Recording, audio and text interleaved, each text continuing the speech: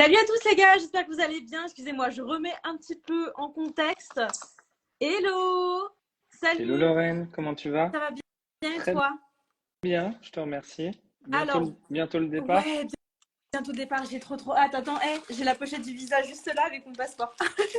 Je suis prête à partir. Bravo, ça fait plaisir. Eh ben ouais. Alors, petite information tout le monde, bonjour à tous, j'espère que vous allez tous bien. Aujourd'hui, c'est un live un peu spécial parce qu'on va parler voyage USM, on va parler surtout d'un sujet très spécifique puisque notre invité est santexpat.fr. Je vous en ai déjà parlé à plusieurs reprises. Voilà, ça fait un bout de temps que je travaille avec vous d'ailleurs. Santexpat.fr, peut-être que tu veux présenter? Comme ça, je te laisse parler. Exactement, donc Santexpat, on a été créé en 2020. On est une start-up française donc spécialisée sur l'assurance santé des Français à travers le monde. On est très spécialisé sur les États-Unis notamment, c'est ce qui nous amène aujourd'hui. Donc on a assuré plus de 4000 personnes depuis un petit peu plus de 3 ans et demi, dont Lorraine lors de ses séjours aux États-Unis. Voilà, donc on s'adapte à tout type de séjour. On a sur les étudiants, les globetrotters, les digitaux nomades et puis les expatriés de longue durée, ceux qui s'installent véritablement pour plusieurs années dans les pays d'expatriation, soit sur des assurances privées seules, soit en complément de la CFE, la Caisse des Français de l'étranger. Mais je vais peut-être pas rentrer tout de suite dans le détail. Exactement. Exactement, on va laisser les gens arriver un petit peu. Et c'est vrai, petite question qui m'est revenue d'ailleurs dernièrement, régulièrement, sous mes vidéos, etc., pensant que je pouvais utiliser la sécurité sociale en rentrant en France lorsque je vivais aux États-Unis. Il y a eu tout un gros débat là-dessus. Quand on est à l'étranger, on ne peut pas utiliser sa carte vitale. La sécurité sociale et la CPAM ne prend plus en charge. Est-ce que tu peux expliquer un petit peu ce sujet-là qui est assez flou pour beaucoup de Français, je pense? Ouais, exactement. Bah, disons qu'on garde des droits sécurité sociale pendant un laps de temps donné, alors qui est Je crois, propre à chacun. il me semble Ouais, ouais, il me semble que c'est 6 mois. ça dépend. Bon, il y a parfois des cartes vitales qui conservent des droits bizarrement un petit peu plus longtemps que ça, mais la Sécu ne pourrait pas nous répondre là-dessus. Mais dans la vraie vie, normalement, la Sécu s'arrête en fait quand on part à l'étranger. C'est ça. Et donc, si on veut toujours avoir une sorte de sécurité sociale pour ses retours en France, il est conseillé d'adhérer à la CFE, la Caisse des Français de l'étranger. Et ils ont créé en fait un contrat qui s'appelle France Expat et donc qui permet d'avoir en fait la Sécu et même toujours une carte vitale pour ses retours en France. Exactement. Et ça, c'est une bonne chose. Ça permet de pas non plus perdre totalement ses droits, chose que moi, je ne savais pas à l'époque parce que j'étais assurée avec une assurance internationale à l'époque où je suis partie au pair. Sauf que je me suis retrouvée en France sans chômage au début. Et je crois que j'ai dû attendre 3 mois pour retrouver mes droits à la C'est CPM. ça, Donc, 3 mois. exactement. Ça met 3 mois en fait pour réintégrer la Sécu. Et bah, la bonne chose avec la CFE, c'est qu'en fait tu réintègres tout de suite la sécurité sociale française quand tu rentres définitivement en France. Il n'y a pas ces 3 mois de carence. Mm. Alors, je regarde simplement si on n'a pas eu des questions un petit peu dans le chat. Félicitations pour ton visa. Ok, super. Bon, bah non, on n'a pas trop de questions. Est-ce que toi, tu avais reçu des questions parce qu'on avait publié justement des questions en amont en story? Moi, j'en ai reçu quelques-unes, mais je voudrais savoir si toi aussi de ton côté. On en a reçu quelques-unes, notamment quelles sont les différences entre les contrats de santé américains et les contrats que nous, on pourrait proposer, en fait. Donc, il y en a de nombreuses, des différences. Nous, en fait, on propose depuis la France des contrats de santé qui couvrent à Ok. l'étranger, peu importe le pays. Donc, c'est des contrats souvent français, donc c'est toujours plus agréable et plus confortable de lire des tableaux de garantie. Alors, c'est jamais agréable de lire des tableaux de garantie d'assurance, même en français, mais ça l'est encore moins du coup en anglais. Donc ça, c'est une différence assez notoire. C'est déjà de conserver sa langue finalement pour un sujet qui est assez important, qui est donc la santé.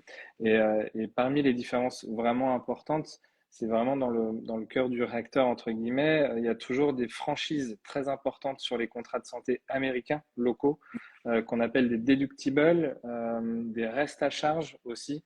Quand vous allez chez le médecin, eux appellent ça des copays ou copayment.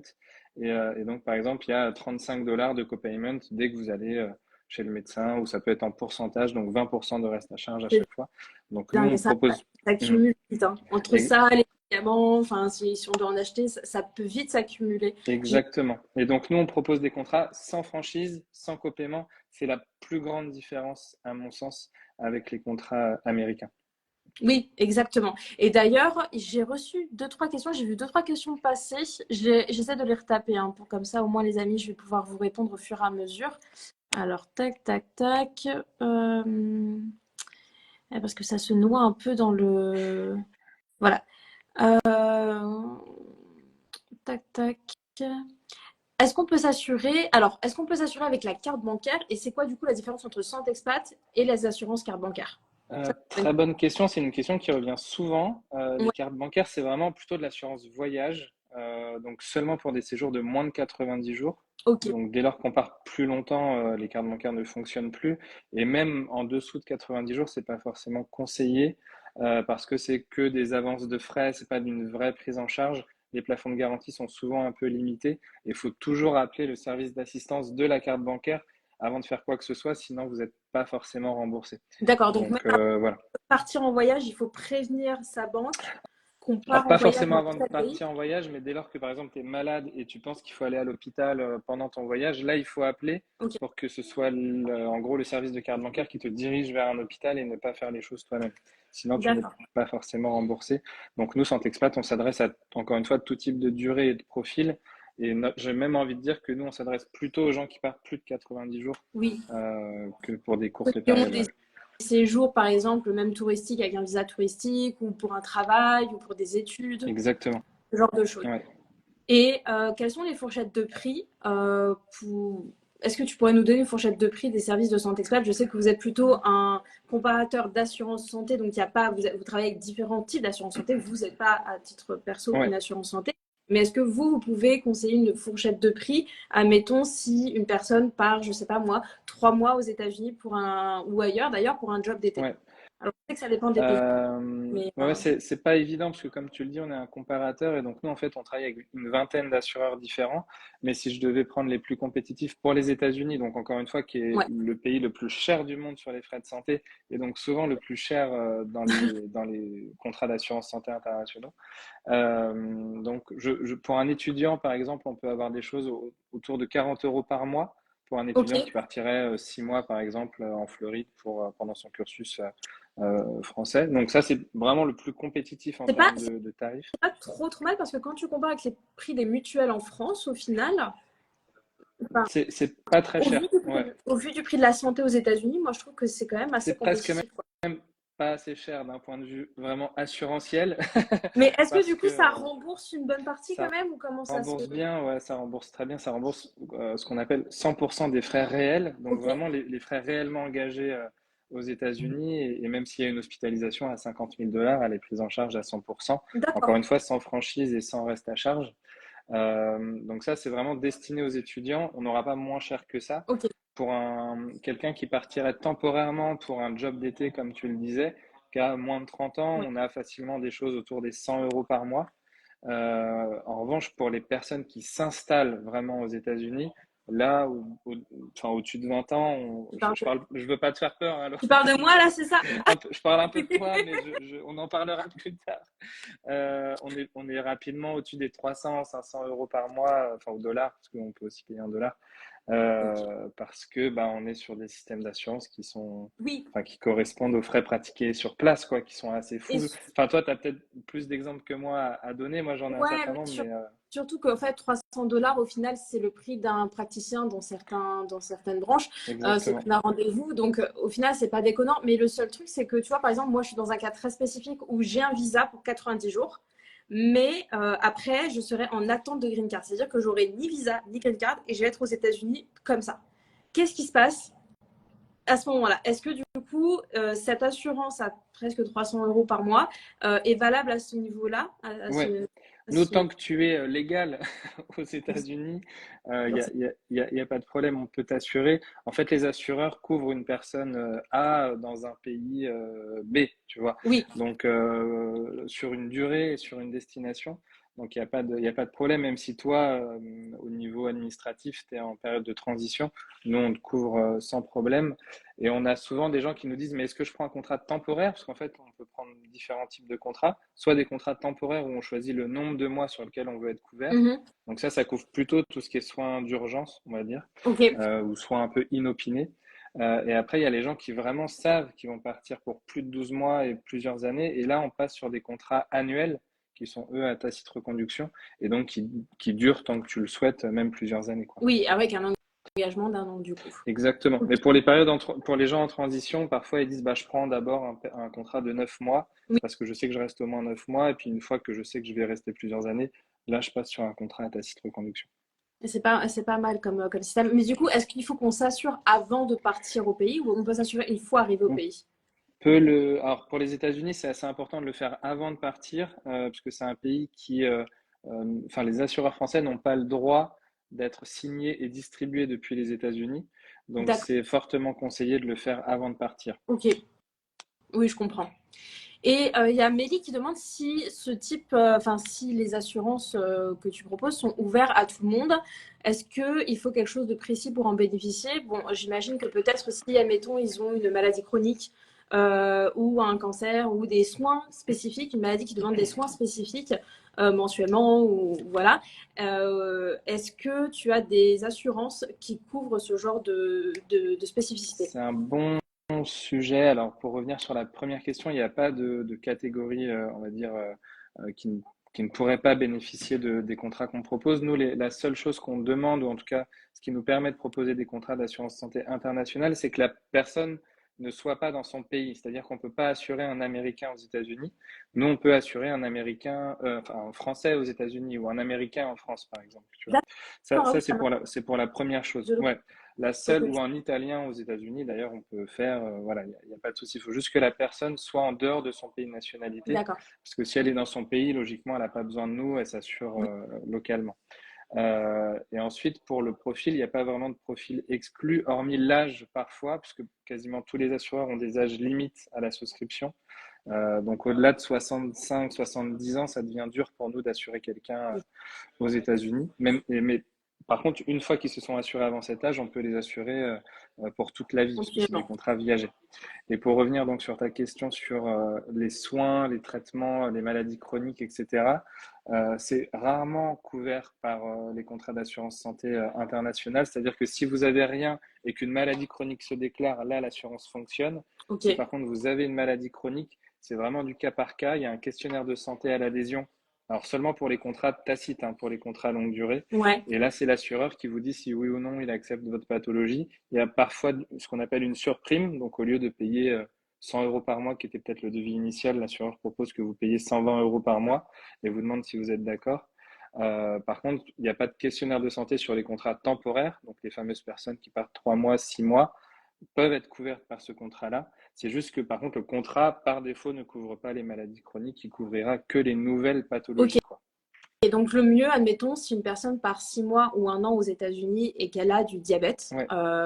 je sais pas, il y a des gens, moi, je connais des jeunes de mon âge qui ont du diabète, ça serait pas mieux, du coup, de demander à son médecin traitant en France, avant de partir, d'avoir une ordonnance avec tous les médicaments nécessaires à son traitement sur une année et ensuite avoir une assurance santé pour de la complémentaire, en fait, au cas où. Pour C'est l'inopiné, c'est la meilleure solution, bien ok. sûr, parce que c'est vrai qu'il n'y a aucun assureur temporaire qui va prendre en charge les maladies chroniques. Par contre, c'est vrai que d'anticiper un peu son départ et de demander à son médecin d'avoir entre guillemets un petit stock de médicaments, si tant est que c'est des médicaments qu'on puisse transporter, etc., c'est une très bonne solution. Ok, très bien. Pour ceux qui viennent d'arriver, parce que je viens de voir des questions passer me demandant qu'est-ce qui se passe, je suis en ce moment en live avec Santexpat et on parle justement assurance voyage aux États-Unis parce que quand on part aux États-Unis et quand on part même ailleurs à l'étranger, la santé peut être un gros problème et peut vite chiffrer. Et donc, du coup, il est important de bien s'assurer. Et aujourd'hui, je fais un live avec une plateforme qui compare différents types d'assurances, qui fait des assurances personnalisées.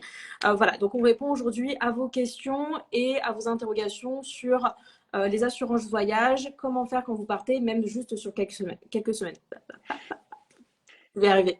Voilà. Ok, bah c'est super intéressant en tout cas. J'ai pas eu d'autres questions pour l'instant. Est-ce que toi, tu as eu des questions de ton côté que tu as notées? On nous pose souvent la question de la carte vitale, ou est-ce qu'il y a des choses qui ressemblent aux États-Unis à la carte Oui. vitale? Pas vraiment, en fait. C'est vrai que nous, on a la chance d'être un peu chouchouté en France avec ce système-là de tiers payant. On voit pas toujours combien coûtent les choses. Ouais. Comme tu le disais, en fait, aux États-Unis, bah, par exemple, ça peut vite être 300 $ le prix d'une Mm. consultation. C'est vraiment ça. On sait que les IRM, par exemple, les scans, c'est plusieurs milliers de dollars selon l'établissement et la Ouais. ville dans laquelle je vis. Donc, c'est assez fou. Ça peut être très compliqué, même si on sait qu'on va être remboursé, ça peut être compliqué, ne serait-ce que d'avancer ces Ouais, frais-là. c'est ça. Et donc, nous, souvent chez Saint-Expat, on essaye de vous proposer des assurances qui ont des réseaux de soins aux États-Unis. Et en fait, vous avez une carte d'assuré, alors qui n'est pas une carte vitale, mais qui fait un peu office de ça. Et quand vous passez par le réseau de soins qui est Mm. attaché à cette carte, ça vous permet de ne pas avancer les frais. Donc ça, c'est Comme les, vraiment le conseil qu'on donne dès lors qu'on vend un c'est contrat pour quelqu'un qui part aux comme États-Unis, c'est vraiment c'est utiliser comme les cette carte. assurances américaines classiques. En fait, quand on s'assure avec une assurance américaine, toutes Ouais, les assurances américaines ne se valent pas. Parfois, c'est financé en partie ou en totalité avec l'employeur. Parfois, c'est nous-mêmes qui la finançons. Et en fait, chaque assurance a sa clinique en fait spécifique et mm, on peut pas aller dans n'importe quelle clinique sinon on ne sera pas remboursé, ou même dans certaines cliniques on peut, et c'est déjà arrivé, il y a eu une histoire comme ça sur un accouchement où la nana est partie accoucher dans un hôpital spécifique parce que c'était pris en charge et au final au dernier moment le médecin a changé. Et en fait, elle n'était pas au courant parce qu'elle était complètement dans les vapes. Et le médecin qui s'est occupé d'elle n'était pas pris en charge par son assurance. Et à son réveil, elle a dû payer, je crois, 60 000 $ mm. ou un truc comme ça pour avoir accouché alors qu'elle C'est n'était même pas au courant. c'est- Donc c'était c'est une très histoire de dingue. possible. Et, Ouais, et ça arrive aux mm. États-Unis. Donc il faut faire très attention au niveau des assurances, où est-ce qu'on va se faire soigner, comment on va se faire soigner, quelle assurance on prend. Là, par exemple, j'ai quelqu'un qui me demande, j'ai Solène qui me demande si on part juste un mois ou un mois et demi, est-ce que ça sert de s'assurer? Tu sais jamais ce Oui, qui... oui. Non, mais encore, enfin, j'ai envie de dire quand on part en Europe, etc. Bon, ça reste pas très loin. Ça reste finalement des coûts de santé assez homogènes avec la France. Il y a la carte européenne, etc. Dès lors déjà qu'on sort de l'Europe, à mon sens, il faut s'assurer. Et aux États-Unis encore plus parce que bah, on peut vite être à 100 000, 200 000 $ d'hospitalisation, par exemple. Et enfin, en général, si on a un problème de santé à l'étranger, ça peut être lié à une urgence ou à un accident. Et ouais, Parce que quand on part qu'un mois, normalement, on va pas faire des consultations juste de check-up, et quoi. Donc, c'est ça. Et ça coûte, même si on se casse une jambe, etc., on peut pas juste reprendre l'avion pour repartir en c'est France et se ça. faire soigner en France. Quand il y a une urgence comme ça, la seule chose qu'on peut faire, c'est aller aux États-Unis. Parfois, on fait même pas gaffe à la clinique Mm. dans laquelle on va, parce qu'on n'est pas au courant.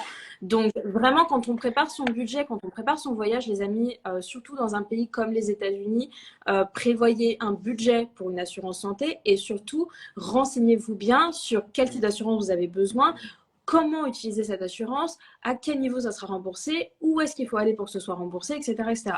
Voilà. C'est Mais pas notre d'ailleurs, culture de s'assurer parce qu'ici on est très bien protégé. Il y a la carte vitale, il y a la mutuelle, etc. exactement. On sait pas combien coûte un accouchement, combien coûte une hospitalisation, etc. Aux États-Unis, même si on part qu'un mois et que ça coûte 50 ou 100 € d'assurance, enfin, vraiment c'est un indispensable pour Oui, partir tranquille, quoi. exactement. Et en vrai, 100 euros, c'est le maximum. Moi, je crois qu'en général, je payais entre ouais, 35 et 50 C'est euros. ça. Bah, plus on est jeune, moins c'est cher, donc ça peut vraiment être, enfin, pas très cher, hein. Mais par contre, l'hospitalisation, elle n'est pas en fonction de l'âge. Ah, C'est un prix qui peut être assez fou. voilà, c'est fichu. Mais franchement, c'est hyper important et il faut vraiment, j'ai envie de dire, éduquer les gens parce que je le vois même dans mes commentaires. Beaucoup de gens pensent que bah, quand on est aux États-Unis, on peut rentrer en France se faire soigner avec la carte vitale. Beaucoup de gens pensent que parce qu'on est jeune, on n'a pas besoin de s'assurer ou que la carte bancaire est suffisante. Et bah, parfois, non, en fait, tout simplement, moi j'avais une assurance. Alors, c'était avant de vous connaître, j'étais assurée avec mon ancienne entreprise internationalement. J'ai fait une rupture conventionnelle et je suis partie aux États-Unis et je pensais que j'étais toujours assurée et je pensais que j'étais assurée à 100% parce que c'était mon employeur qui me payait. Et je me suis rendu compte qu'en fait, j'étais prise en charge que sur les cas extrêmes et que sur les urgences en fait et que j'avais simplement en fait une assurance de rapatriement, mais c'est tout. Et donc en fait, je me suis retrouvée là-bas avec une angine, je sais plus que j'avais un truc à la gorge. J'ai dû payer plein pot quoi. Mm. J'ai dû payer plein pot et j'ai jamais été remboursée par cette assurance. Tu vois. Donc, il faut vraiment faire attention et bien se faire accompagner. D'ailleurs, est-ce que, justement, excuse-moi, hop, vous avez justement un site internet où on peut faire un comparatif nous-mêmes, mais est-ce que vous prenez aussi en charge les appels téléphoniques, les questions, si besoin? Ouais, exactement. Alors, santexpat.fr, on pourra peut-être le mettre en commentaire pour que les gens puissent y aller. Ça permet il y a un lien en plus qui est le lien Frenchylo. Et donc, vous pouvez faire votre comparatif. Vous pouvez aussi être conseillé donc, par un de nos conseillers, justement, pour la meilleure solution à trouver. On répond aussi au téléphone. Il y a nos coordonnées sur le site, aux emails. La grosse valeur ajoutée de Santexpat, c'est vraiment l'accompagnement avant de partir sur Ouais. quelle assurance choisir, selon mon profil. Certes, on a un comparateur, mais en fait, il y a une équipe commerciale derrière qui est très humaine et qui vous accompagne si justement en ligne, vous n'avez pas assez d'infos pour choisir vous-même, et on reste à votre disposition pendant tout le séjour. Donc, s'il y a une question sur où aller, voilà, où aller consulter, etc., on est vraiment là pour vous accompagner sur toutes ces questions et ces problématiques. Exactement. Exactement. Je vais vous laisser, les amis. Là, je vois que vous êtes encore en train de vous connecter. Donc, pour ceux qui viennent d'arriver, je refais des rappels à chaque fois. Pour ceux qui viennent d'arriver, on parle d'assurance santé lorsque l'on part à l'étranger, que ce soit aux États-Unis ou d'autres pays, parce que la santé est complètement différente dans les autres pays et en France. Là-bas, ils n'ont pas forcément de carte vitale, par exemple. Donc, si vous avez des questions concernant votre prochain voyage aux États-Unis ou même ailleurs dans le monde et que vous ne savez pas comment ça se passe au niveau des frais de santé dans ce pays, n'hésitez pas à poser des questions. Pareil, si vous souhaitez vous expatrier. Là, je viens d'avoir une question. Tchou, tchou, tchou. Pourquoi on ne peut pas reprendre un avion pour rentrer si on est malade? Alors, tu peux, mais ça dépend. Si tu es malade, si tu as juste une angine et que tu veux rentrer en France pour une angine, c'est tu fais ce que tu veux. Mais si, admettons, si tu te casses la jambe en rando ou quelque chose comme ça, tu vas avoir du mal à attendre le prochain avion pour pouvoir rentrer en France, prendre rendez-vous chez C'est ton ça. médecin. Ça peut être dangereux même au niveau santé de prendre l'avion. On n'est pas toujours transportable. Donc ça peut pas être une bonne solution, quoi. Enfin, clairement, en plus, un billet d'avion, ça coûte plus cher que le prix de l'assurance si on s'assure que pour quelques mois, par exemple, quoi. Donc, C'est vrai, ouais. c'est vrai. Il faut juste, on va dire, planifier et réfléchir en amont avant de partir. On part pas YOLO, surtout dans un pays comme les États-Unis. Ok, les gars? Parce que là, vous allez foirer. Et franchement, je parle de connaissance, hein. Je parle en connaissance de cause parce que clairement, il m'est arrivé deux, trois bricoles et ça m'a coûté facile. Si on compte aussi les tests Covid qui n'étaient pas remboursés à l'époque là-bas, très cher. Euh, on compte facile 400 balles. J'ai dépensé peut-être 400 balles dans la santé en tout et pour tout. Moi, je ne suis pas tombée souvent malade, tu vois. Mm. Mais Non, tu t'en voilà. sors pas trop mal. Ah non, ça va. J'ai pas eu encore affaire au dentiste et tout ça. De toute façon, le dentiste, moi, je connais un dentiste français qui exerce à Cancun. Et en fait, nous, les billets d'avion pour Cancun, c'est vraiment pas cher de là où je suis. Donc, en fait, Tout le monde va on se. va là-bas Ouais. et c'est des Français en plus. Donc, on sait ce qu'on a. On sait qui prend soin de nous.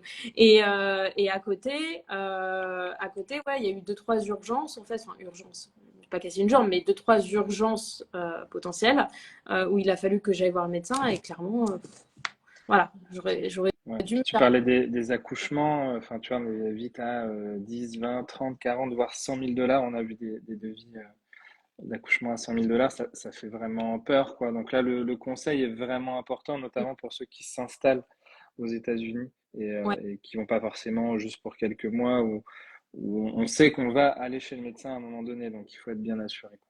c'est ça. Il y a quelqu'un qui a demandé d'ailleurs, est-ce que les vaccins qui doivent être faits obligatoirement pour aller dans un pays sont pris en charge? La vaccination est prise en charge, mais pas celle pour le tourisme, en fait. D'accord.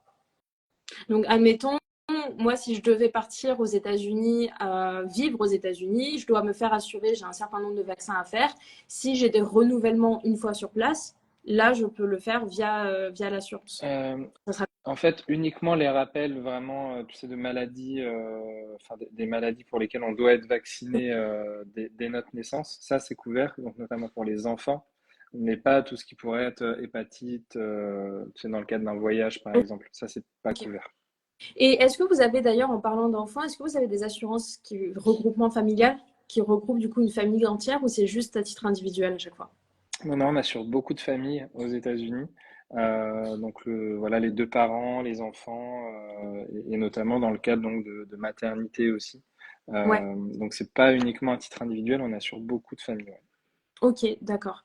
Et je pose des questions bêtes, mais admettons, à titre de maternité, une fois que la mère a accouché, tous les soins pédiatriques sont pris en charge pour l'enfant. Exactement. Tous Et les soins prénataux, donc tout avant l'accouchement, ok, et donc post-nataux, tout ce qui pourrait être soins justement pour le nouveau-né, tout ça c'est pris en charge par les contrats. d'accord. Et encore une fois, nous ce qu'on propose, c'est sans reste à charge, sans franchise. Ok. Et question tout bête, j'y pense parce que ma maman est malade, elle a un cancer. Bon, rien de. Les gars, calmez-vous, d'accord? Voilà, il y a plein de gens avec des cancers, on va pas. Voilà. Mais, exemple parfait, ma mère habite aux États-Unis, admettons, avec cette pathologie. Comment ça se passe au niveau des soins, au niveau, tu vois, par exemple, là, il y a une prise en charge de la mutuelle parce qu'elle est à mi-temps à mi-temps thérapeutique. Attends, je vais avoir les termes. Comment ça se passe si elle a ce genre de problème en étant aux États-Unis? Euh, Allez, je te pose des questions techniques aujourd'hui, hein. Là, on part dans la technique. euh, alors ce qu'on appelle alors bon, c'est un langage un peu barbare des fois, mais ce qu'on appelle les maladies redoutées, en fait, c'est couvert par les contrats d'assurance santé internationale. Donc il y a, en tout cas en termes de prise en charge, tout ce qui Ouais, est traitement, suivi, consultation, etc. Les radios et tout ça, c'est couvert par les contrats. Les hospitalisations aussi dans le cadre de ce type de pathologie. Après, ce qui est, je sais pas, alors c'est peut-être sous-jacent à ta question, mais nous, on a la possibilité d'assurer les gens sur de l'arrêt de travail. ok, Donc, par exemple, si tu es arrêté, parce qu'en fait, il n'y a pas ce type d'assurance aux États-Unis, alors sauf peut-être par l'employeur, selon l'employeur, mais si tu es enfin, si t'es entrepreneur, par exemple, et que tu t'assures toi-même en santé, tu peux aussi t'assurer toi-même pour de l'arrêt de travail, oui, pour justement que tu aies un revenu en cas de maladie, y compris sur ce type de maladie redoutée. d'accord, oui, je comprends. Ok. Je regarde si on n'a pas eu d'autres questions. Les amis, si vous avez des questions, n'hésitez pas justement à poser toutes vos questions, à liker, d'accord? À liker le live, à le partager si vous pensez que ça peut intéresser d'autres personnes. Et n'hésitez pas à poser vos questions. Je reviens régulièrement dans le chat justement pour vous répondre. Alors, attendez, tac. Peut-être que ma question a déjà été répondue, mais en cas d'aggravation de maladie, comme une hospitalisation d'urgence suite à une aggravation, comment ça se passe au niveau de l'assurance santé? Alors, si c'est un contrat temporaire, admettons, et que vous avez en effet une hospitalisation qui est liée à quelque chose que vous aviez avant de partir, les contrats d'assurance ne couvrent pas ce type d'aggravation d'état de santé. En revanche, si vous êtes couvert sur un contrat annuel et que vous avez une rechute d'un état de santé qui est connu par l'assureur dès le départ et qui est accepté, ça c'est couvert. D'accord. Ok. Ok, bah c'est très clair. C'est très très clair. Est-ce que vous avez d'autres questions, ceux qui sont là depuis le début? Est-ce que vous avez compris ce qui se passe? Est-ce que vous avez voilà, est-ce que vous avez pris des notes? Parce que là, pour le coup, c'était le live où il fallait prendre des notes, Interro. les amis. C'est clair. Là, je vous fais une interro dans 2 jours en story. Vous avez intérêt à tous répondre et à tout savoir juste. Je vous le dis tout de suite. Non, mais je pense que c'est bon. Tout ce qui est soins un peu spécifiques, par exemple ophtalmologie, dentaire, je sais pas moi, par exemple mise en place de bagues, etc. Tout ça, c'est C'est bien couvert sur ça. les contrats annuels. Ah, Ouais. Pas sur les contrats temporaires, mais sur les contrats longue durée pour ceux qui s'installent. d'accord. C'est Donc, couvert. Optique, dentaire et maternité aussi pour. donc, par exemple, si je prends un contrat de 9 mois, c'est pas couvert. Il faut vraiment Non, que je prenne. c'est pas couvert. Il y a quelques assureurs qui couvrent, mais seulement en cas d'accident. Donc, si tu casses tes lunettes ou si voilà, tes dents sont cassées suite à un accident, là, c'est couvert. Mais par Ok, contre, si tu veux vraiment des soins, comme tu dis, euh, de prothèses dentaires, d'implants, etc., ça, c'est plutôt sur les contrats annuels à tacite reconduction. d'accord, ok. Mais si c'est pour même pour juste un détartrage, en fait, donc tout ce qui est dentition, c'est annuel. Ouais, Ok. exactement. Sur le temporaire, en fait, ils vont couvrir que le soin inopiné ou le soin dentaire d'urgence, donc une rage de dents, un soin qui peut pas attendre un retour en France, en fait. Une carie ou quelque chose comme ça, quoi. Exactement, Ok. ouais. Une carie douloureuse. Ouais. Et est-ce qu'il y a des degrés de douleur? Par exemple, si je dis que j'ai une carie, mais qu'en fait, ma carie, elle est pas, ça passe, tu vois, mais elle me dérange parce que c'est une carie. Est-ce que, Ouais. est-ce que ça passe ou pas? C'est une bonne question. Alors encore une fois, ça dépend des contrats, mais sur les contrats, c'est vraiment un soin qui ne peut pas attendre un retour en France. Ok, Donc ouais. ça peut être subjectif, hein. Peut-être que pour toi, ça peut pas attendre, tu vois. Mais Mais là, il faut faut avoir des talents de négociation c'est ça, et des yeux de chien battu pour essayer de se faire passer et de dire, les gars, s'il vous plaît. exactement. Ok, ça marche. Ok, eh bien, je pense qu'on a pas mal répondu. Est-ce qu'il y a d'autres choses que tu veux ajouter? Pour moi, c'était bon. Enfin, j'avais pas d'autres questions en tout cas. Merci beaucoup, Lorraine, de cette Mais avec invitation. plaisir. Ah, Toujours ravi de parler d'assurance. Je sais que ça passionne les est-ce gens. que vous avez des partenaires français? Mais tu sais que moi, c'est très, enfin, moi, je trouve ça très intéressant parce que c'est dans mon truc, quoi, tu Non, mais vois. pour le Forcément. enfin, aux États-Unis, c'est dans le top 3 des sujets, quoi, Mm, l'assurance santé. Donc, c'est vrai que c'est le pays qui nous valorise un petit peu. c'est clair. Alors, est-ce qu'il y a des partenaires français? Je crois que toutes les assurances santé avec qui vous travaillez, ce sont des partenaires français. Euh, Pas que, mais la majorité, ouais. On a 25 partenaires qu'on propose et la grande majorité, en effet, sont français. Ok. On a un petit peu d'assureurs américains aussi. On a des anglo-saxons, mais la majorité, c'est français, ouais. Ok, d'accord. Et on m'a redemandé, et pour les yeux, alors là, je vais répondre à Brem Didou. Pour les yeux, c'est simplement sur des contrats annuels. Donc, tout ce qui est, par exemple, prise en charge de dents, à part urgence, et pareil pour les yeux, à part hors urgence, si tu casses tes lunettes, etc., ce sera sur des contrats annuels. Il faut savoir que Santexpat a des contrats mensuels et des contrats annuels. Voilà. Et des contrats même spécifiques si on part simplement sur 6 mois, 9 mois, enfin voilà. Il y a vraiment, en fait, c'est vraiment, Santexpat, c'est vraiment une plateforme, les amis, qui met en place des assurances santé personnalisées en fonction de votre profil, de votre âge, de votre voyage, du pays dans lequel vous allez, du type de visa que vous avez, etc., etc. Voilà, pour vraiment que vous ayez une assurance en fait adaptée à vos besoins, à vos pathologies et à votre séjour. T'as Parfait. vu? Parfait, Je Lorraine. pourrais. Là, je Franchement, peux rien dire de plus. ça fait 1 an que je travaille avec vous, donc je pense que là, je suis rodée. Non, mais c'est vrai que c'est hyper important. En fait, les amis, moi, je me rendais pas compte à quel point c'était important parce que quand je suis partie au pair, on m'a dit oui, souscris une assurance santé. Donc, j'avais choisi ACS, je crois, à l'époque, qui est pour le coup, je trouve très bien. Ouais. Mais je ne connais, enfin, je me suis dit, ok, bah, je paye ça et puis voilà. Mais je m'étais pas du tout renseignée sur qu'est-ce qui était pris en charge, comment, si je tombe malade, comment ça allait être pris en charge. Est-ce que je dois aller dans tel et tel établissement? Moi, j'aurais été au premier établissement sans même savoir, tu vois. Et donc, en fait, c'est toutes ces petites erreurs qui la personne lambda, donc moi, ne savait pas à l'époque. Je pense qu'il y a beaucoup de personnes qui ne sont pas au courant, beaucoup de Mm. personnes qui vont voyager ou partir vivre aux États-Unis. Et je pense que c'est un des points les plus importants à savoir avant de partir aux États-Unis. Surtout si vous avez des pathologies comme si vous avez du diabète, par exemple, ou si vous avez des problèmes de vue, des bagues ou quelque chose qui fait que vous avez besoin de soins assez réguliers sur vous. Bah d'ailleurs, question, les bagues. S'il y a quelqu'un qui part aux États-Unis, s'expatrier pendant 6 mois aux États-Unis, qui porte des bagues. Là, vaut mieux avoir anticipé le sujet avant de partir, à mon sens, parce que ce sera pas Ok. pris en charge, quoi. Non, ok. Oui, non, c'est sûr. Ok. Et même par exemple avec une dérogation du médecin, etc., il n'y a pas de. Non, puis en plus, c'est vrai que les ordonnances, tout ça, françaises, ne sont pas reconnues, en fait, par les médecins américains. Oui, Donc bon, oui, pour du temporaire comme ça, en effet, ça pourrait être délicat, c'est sûr. ce type de sujet. En fait, admettons, si vous avez du diabète et que vous avez, ou que vous avez une maladie et que vous avez une ordonnance avec vous pour partir aux États-Unis, c'est simplement pour emmener vos produits français dont vous avez besoin dans votre valise et c'est un justificatif pourquoi vous avez autant de produits dans votre valise. Parce que si vous n'avez pas ce justificatif, donc l'ordonnance Hmm. du médecin, ils vont vous saisir vos médicaments, poubelle, au revoir. Et là, vous pouvez dire adieu à votre traitement. En revanche, si vous avez ça, c'est simplement pour justifier pourquoi vous avez des médicaments, mais vous ne pouvez pas acheter des médicaments avec cette Hmm. ordonnance-là aux États-Unis. C'est un très bon conseil, ça, Lorraine. Ouais.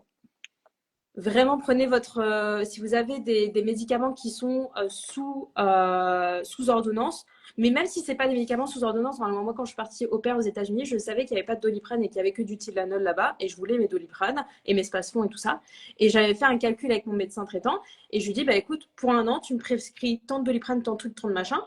Et du coup, j'avais une espèce de caisse remplie de dizaines de boîtes de Doliprane, tu vois. Et façon et tout. Et mon médecin m'avait fait une ordonnance comme justificatif et j'ai mis ça dans ma valise en soute. Voilà. Par contre, ça passe pas en cabine, les amis. Hein. C'est simplement en soute. Juste, voilà. Une barrette, une plaquette Ça, c'est autre chose. de Doliprane, ça passe. Mais Une barrette, ça passe pas. avec 10 boîtes de Doliprane en cabine, quoi. Pardon. Le lapsus. Bon, bah, je pense que c'est bon. Je pense qu'on a tout dit. N'hésitez pas, en tout cas, à visiter le site Oui, Synthexpat. Vous verrez, c'est très bien fait. En 3 clics, vous avez vraiment les offres les plus pertinentes par rapport à votre projet aux États-Unis ou ailleurs. Et puis, si ça ne convient pas ou si vous avez des questions, notre équipe, elle est là pour répondre par téléphone avec grand exactement. plaisir. Exactement, et je vous remettrai du coup le lien de Santexpat en story et en bio pour ceux qui en ont besoin. Voilà. Parfait. Et ceux qui ont acheté d'ailleurs mon guide américain, parce que en fait, si vous voulez, je crois qu'on est une petite centaine à avoir le guide aujourd'hui. Le guide américain, dans le guide américain, vous avez aujourd'hui un QR code qui renvoie sur le site de Santexpat. Voilà, il y a toute une partie où je parle de l'assurance santé et pourquoi c'est important de s'assurer quand on part même juste en voyage aux États-Unis. Et vous avez justement le petit QR code de Santexpat. Voilà, petite aparté. Voilà. Et pour ceux qui sont pas au courant, j'ai sorti mon livre. N'hésitez pas à aller dans la bio pour aller l'acheter, etc., etc. Voilà. Félicitations pour la sortie du livre Non, mais aussi. franchement, je suis trop contente. D'ailleurs, en plus, tu l'as vu ou pas le livre? Ouais, Tu l'as vu? je Vous en l'ai avez pas pas? lu, mais je te suis aussi moi à titre perso, donc j'ai vu toutes les Ouais. étapes. Il est franchement bien fait. Moi, je suis très contente de l'avoir imprimé de cette manière-là. Et je pense que ça en découlera sur d'autres par la suite. Donc, franchement, je suis très, très contente. Alors, peut-être que ma question peut servir en cas de problème avec la douane. Si la douane arrête nos médicaments à la frontière, comment ça se passe? En général, si tu as ton ordonnance qui accompagne tes médicaments, tu vas pas te faire arrêter. Il faut que tu aies une quantité raisonnable de médicaments dans ta cabine, dans ta valise en soute, pas valise cabine. Dans ta valise en soute, et il faut que tu aies un nombre raisonnable de médicaments et de boîtes de médicaments. S'ils voient qu'il y en a beaucoup, genre comme moi, 10 boîtes de Doliprane, il faut absolument que tu aies un justificatif du médecin, donc une ordonnance. Voilà. J'espère avoir répondu à ta question. Je pense que c'est bon. Je vous repartagerai de toute façon le live en réel aujourd'hui en vidéo. Donc comme ça, si vous avez d'autres questions complémentaires, n'hésitez pas à les poser d'autres questions en commentaire. J'ai bugué, pardon. Voilà. Mais je pense qu'on est bon. Autre chose à ajouter? Non, c'est bon.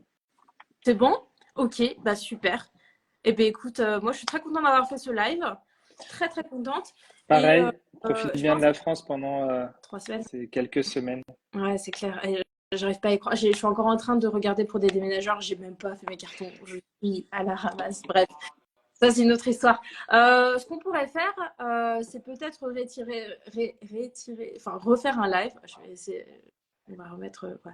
Refaire un live quand je serai aux États-Unis au Ouais, bout d'un mois ou deux. on fait ça. Attendre que j'ai quelques problèmes de santé. Ouais, Comme ça, ouais. on refait un live à ce moment-là. À ta dispo, Lorraine. Ou si je tombe enceinte, tu sais, genre. Non, bah, là, il faudrait que tu sois assuré avant quand même. Non, je sais, je sais. Mais d'ailleurs, ouais, il faut vraiment que je m'occupe de mon assurance avant de partir là. Ça aussi, c'est dans la to-do. Voilà. On se parle. Je peux rien rajouter. Merci pour les réponses. Et ben, Mélie, elle a donné la note de fin. Voilà. Super. Eh bien, écoutez, moi, je vous souhaite à tous une bonne fin d'après-midi. Et puis, on est quel jour? On est jeudi, presque un bon week-end. Et puis, on se revoit bientôt. Voilà, aux États-Unis. Je vous ferai un live de toute façon, je pense, quand je ferai mes cartons, les gars. Merci pour ta présence. Merci, à bientôt, Lorraine. À bientôt. Ciao. Ciao.